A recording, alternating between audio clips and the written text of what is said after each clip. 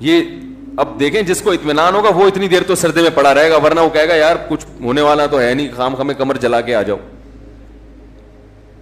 کہہ رہے ہیں وہ انہوں نے گڑ گڑائے. السلام علیکم ورحمۃ اللہ وبرکاتہ. امید ہے کہ سب دوست خیریت سے ہوں گے.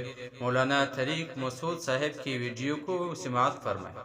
کیا کہتے ہیں, ہم نے دیکھا کچھ دیر ہوئی ہے, اس کے بعد گہرے بادل آئے ہیں اور وہیں بارش برسنا شروع ہو گئی ہے.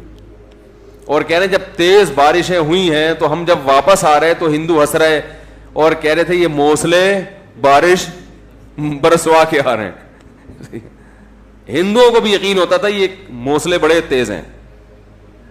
آج کا جو موسلہ ہے میرے بھائی ہم جیسے نالائقوں پر مشتمل ہے, تو پھر ہم اپنی ذمہ داری پوری نہیں کر رہے. اللہ کہتے تمہیں یقین نہیں ہے, تو پتہ نہیں کیا کر رہا ہے یہاں بیٹھ کے, ادھر توجہ.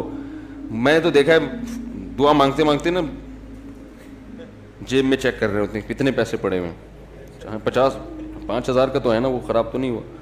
ہاں بھائی آمین. پھر وہ تھوڑی دیر میں یہاں کھو جائے گا, پھر ادھر کھو جائے گا. 10 کام ہو رہے ہیں, دل نہیں لگ رہا, ایک فارمیلٹی پوری ہو رہی ہے, تو یہ کیسے حساب چلے گا میرے بھائی.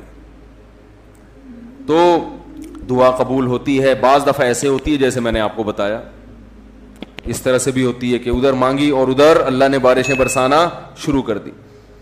اور بعض دفعہ دعا ایسے قبول ہوتی ہے, اچھا کچھ کر کے دعا مانگو تو زیادہ قبول ہوتی ہے.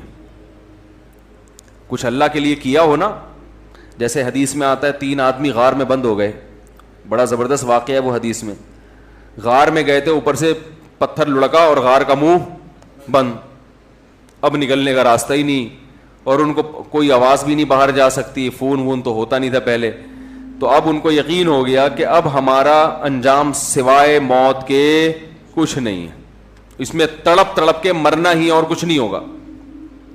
تو تینوں نے کہا کہ بھائی دیکھو اللہ کو اپنے کسی اچھے عمل کا واسطہ